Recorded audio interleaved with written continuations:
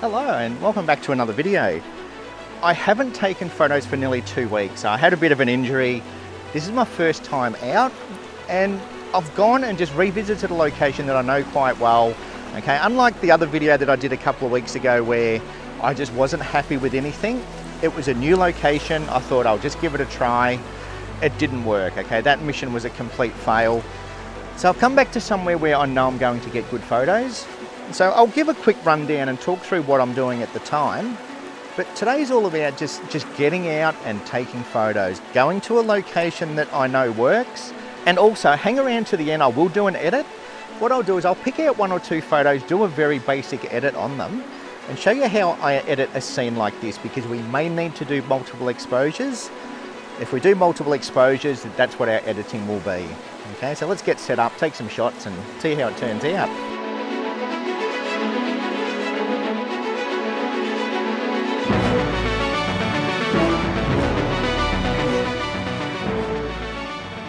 Okay, so this is the composition I'm going to be working with.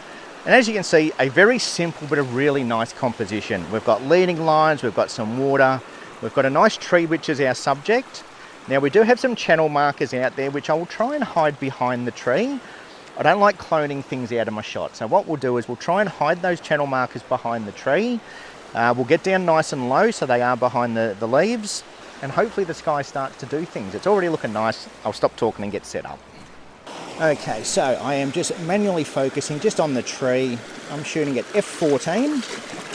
Now I've got a 1/4 of a second for my foreground and we'll do some multiple exposures. So as you can see from these shots, our sky is completely blown out. So I'm just going to keep firing off multiple exposures for my foreground. So here's a nice wave now. Okay, perfect. So now I'm going to wait for another wave. So we'll just time it so we get another wave coming in. So here comes a good wave now. Okay, that's a good one as well. And I'm just going to keep firing off, get some of this whitewash. And then I'm just going to speed up my shutter speed, watching my histogram, and get a shot for our sky. Okay, so there's our first shot that will blend together. Okay, so I'm just going to continue focusing on my foreground, so get some of this wave movement. I really like these waves. And as you can see from these shots, we're overexposed. We're very overexposed. And I'm doing that on purpose because I want my foreground to be exposed correctly. Okay, rather than underexpose and try and get it all in one shot, I am deliberately overexposing, getting all that wave movement, and then I'll do another quick exposure for our sky. Okay, so just changing position now because I know we get some nice water flow over these rocks.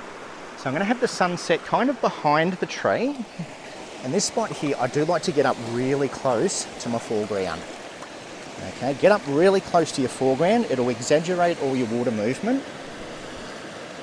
Okay, so around about there is looking quite nice. Again, I'm just going to manually focus on that tree. Because we're shooting directly into the light, our foreground's very dark, as you'll see from the raw files. Okay, so I've got a nice line here leading out to our tree. We've got some rocks over here that are nice and interesting. And the sky's doing a little bit. Here comes a wave now. So here comes a good one. This double set should be absolutely perfect. There we go. Okay, so that's what I was waiting for. So now that I've got that shot, what I'm going to do is speed up my shutter speed, expose for our sky, and then I'll capture the sky.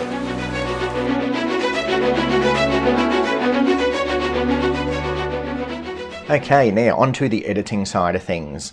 And we're going to do an exposure blend, and we're going to do it in Photoshop. So I'm going to prepare the images here in Lightroom first.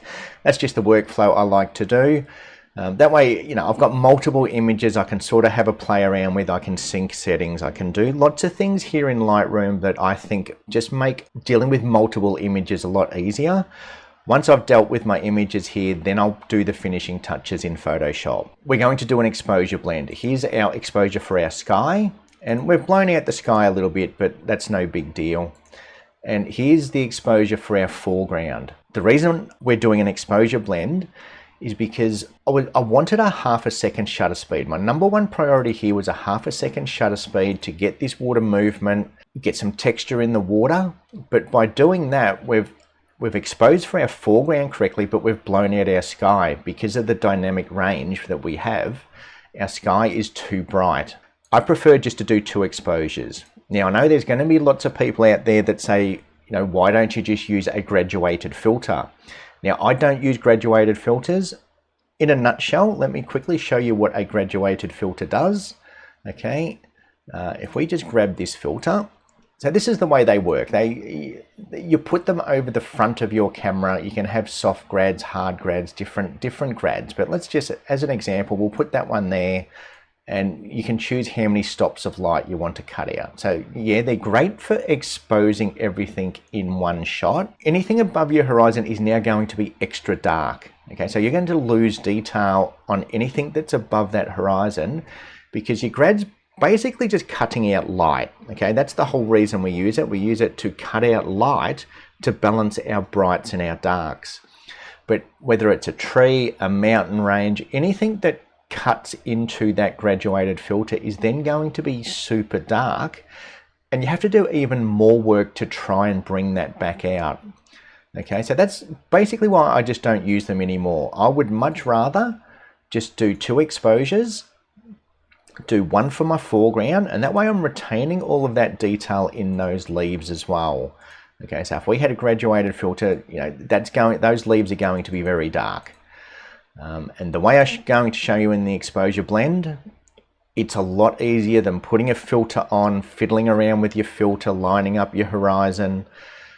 It's a destructive way of working because once you've darkened down the top of your raw file, it's a lot harder to pull back that detail than doing 2 exposures. Okay, so I do my exposure for my foreground, get all that detail that I want, and then I do another exposure for the sky, getting all of this detail over here.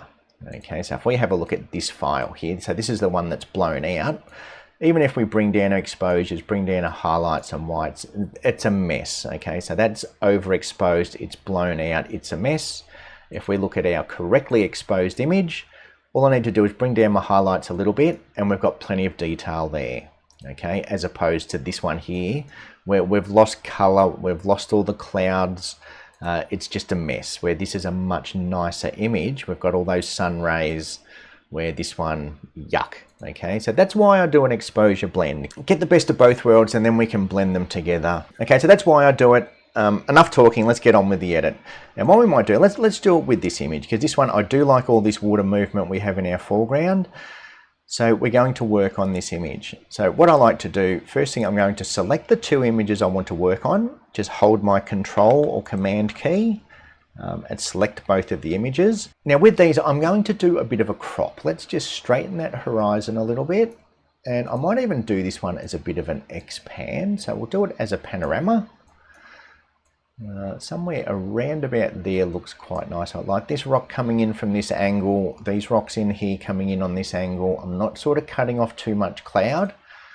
So we're going to do that. We're going to do a very basic adjustment to both images. We're just going to apply our Adobe Landscape, bring down the highlights, lift the shadows just a little bit, sync, check all, synchronize.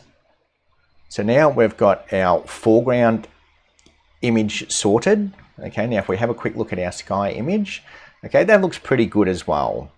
Now when it comes to blending, to get a natural looking blend, we want to try and get our exposures as even as possible. Okay, we don't want to have a super bright image and a super dark image and try and blend them. We want to get both of them roughly where we want them. Okay, so I'm going to start with my foreground. Now to me, the foreground, it is very bright, so I'm just going to darken it down just a little bit. So we'll come down by around about a stop, around about there. Okay, that's looking okay. Might even just bring my shadows up a bit to get some more detail in that tree. That's looking pretty good, roughly there. Okay, so happy with that foreground. Let's get the blend done, then we can edit later. Okay, now my sky. So that's too dark. So I'm just going to bring my sky up just a little bit. So bring that up by around about a stop. Okay, and this is where we can start to do some edits. So what I'm going to do is let's just enhance this sky a little bit, put a nice big radial gradient. We'll get some of that golden glow back. So radial gradient, just bringing up my temperature a little bit. We'll just bring up the tint a little bit. Might even just take it down. Take the dehaze will give it a nice glow. We don't need to soften it too much. So somewhere around about there looks nice. We might add some extra blue into this sky. So I'm going to create another mask. This time we'll grab a linear gradient and we'll bring that in on that corner, and we'll just take that blue down just a little bit. We don't want to go too far, but again, personal preference. I'm not going to tell you how to edit your images. I'm just going to give you some ideas on what we can do. Okay, so I'm just going to bring a little bit of blue into that sky, maybe add a little bit of magenta.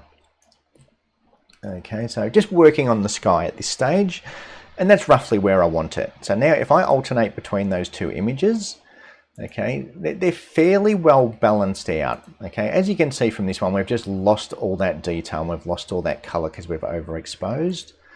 Where this one, we've got all that color. So now that I've got them roughly where I want them, we can probably darken down this one just a little bit more. Let's just darken down everything just a little bit more. Now what I'm going to do is hold my control key, select both images, right click, edit in, and we're going to open as layers in Photoshop. Okay, so now we have our images loaded into Photoshop, and we can see over to the right hand side we've got our layers, and it's put our brighter layer on the bottom and our darker layer on the top. Now I like to have my brighter layer on top, and what I'm actually going to do is press Ctrl or Command and J to make a copy, and then I'm going to drag that brighter exposure onto the top. So then I've got my bright, my dark, and then the bright again underneath, and I'll show you why soon once we've sort of done our initial blend. Okay, from here, that top layer is my brighter one, so just by toggling that eyeball on and off, I can see this one underneath is our sky, this one on top is our foreground. So what we want to do is essentially black out this sky to reveal what's underneath. Okay, so I'm not going to get on the white reveals and black conceals thing. Black blacks out. That's all you need to worry about with layer masks. Black blacks out. Forget about what reveals and what conceals. Black blacks out. We want to black out this sky because we've got this other, the nicer sky underneath. Okay, so that's why I like to have my brighter exposure on top. What we're going to do is create a layer mask. So this little icon down here will create a layer mask.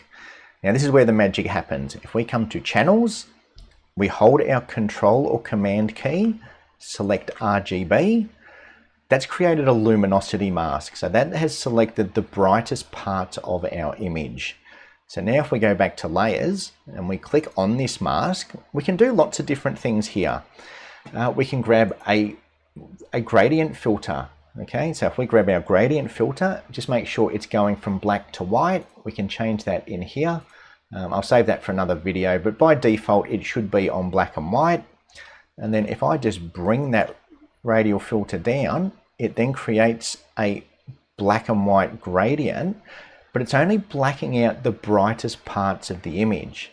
Okay, because we've created a luminosity mask, it's selected the brightest part, so now when we do that gradient, it's only blacking out the brightest parts of the image. So what that means is those brighter parts where the sky was, we've now got that back. Okay, so if I hide that layer underneath, there's our original exposure, and now just by looking at that, it's brought back all of those brighter parts from our exposure for our sky. Okay, so that's a really good way of just blending them both together very quickly and very easily. And if you have a look at that layer mask over there, you can see that unlike a gradient filter, it's kept our tree unselected because it's realized our tree was darker. So it hasn't selected the tree, it's just selected the brightest parts of that image. Okay, so another thing from here, we can go one step further. Now that we've got that mask there, I can see that it's also selected some of the cloud. So what I'm going to do is grab a brush tool. I'm going to make sure my brush is on black. If we right click, we want our hardness all the way down to 0. The size of the brush, we sort of want it fairly big. But what I'm going to do is make my brush around about that size. We'll turn our opacity all the way up to 100%. And with that mask selected, I can see that it's missed the cloud, it's missed over here. So I am just going to manually paint out or black out the bits from that brighter exposure I don't want to affect. Okay, so if we look at before and then after, we're retaining all of that detail in the tree, because the luminosity mask is only selecting the brightest parts of our image. So we're retaining all that color in the leaves in the tree, and we're bringing back all that detail in the sky as well. Okay, so there's before with our blown out sky, and there's our new sky. Okay, so that's a luminosity mask, and that is by far and away the best and the easiest way to do it in Photoshop. The HDR merge will get very confused, especially when you've got whitewash and you've got areas within your image that should be bright, but the HDR merge will think that they're bright and they don't need to be. So the HDR merge, no good for a scene like this, where you've got areas where you want this front area to be bright, and then just target the brightest parts on the top part of the image. So hopefully that made sense. It's as simple as that. That is the best way to exposure blend, especially when you've got a complex subject above your horizon, without using a gradient filter and darkening half of that tree. Okay, we're retaining the best of both worlds. We're retaining our highlights, we're retaining our shadows, a very natural way of doing it. Okay, so if you did like it, give it a thumbs up. Hopefully next time I see you, I will be live. I've been planning a live stream for a while. I've been out injured, so I'm back. I'm feeling okay. I'm ready for a live stream. Just need the weather to be nice. So thank you again for watching, and hopefully I will see you out in the wild shortly.